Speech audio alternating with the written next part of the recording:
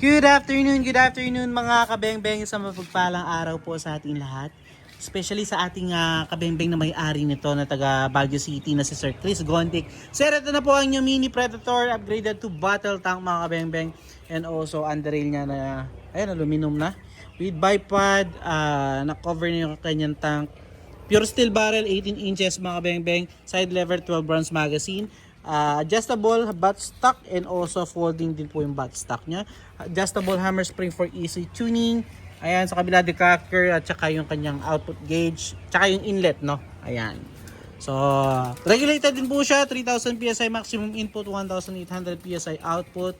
So, syempre, bago natin yan padala sa Baguio City kay Sir Chris Gontic, atin po yan subukan sa 37 meters. So, Sir Chris Gontic ng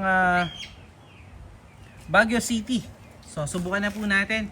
Gagamitin natin pellets, mixture pellets and resize and sorted straight from the box ng mga bala po.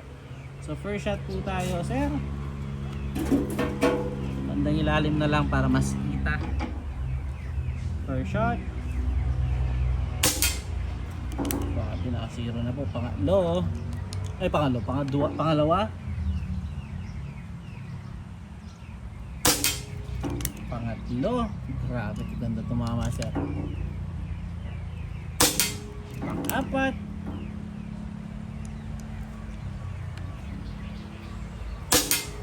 Grabe, parang walang bala na lumalabas mga bengbeng, ganda tumama. Pang-apat. Ay, pang-lima na.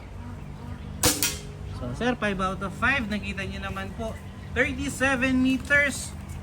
So, ayan, Mini Predator lamang po ito. Ayan, no, makikita nyo, sir. So, tara, puntahan po natin yung ating steel plate para makita yung ating naging groupings, no. So, tara, check natin.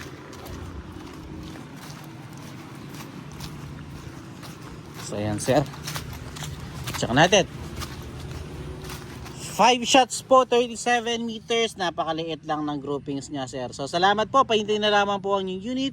Sir Chris Gontic ng Baguio City. Salamat po. Peace out.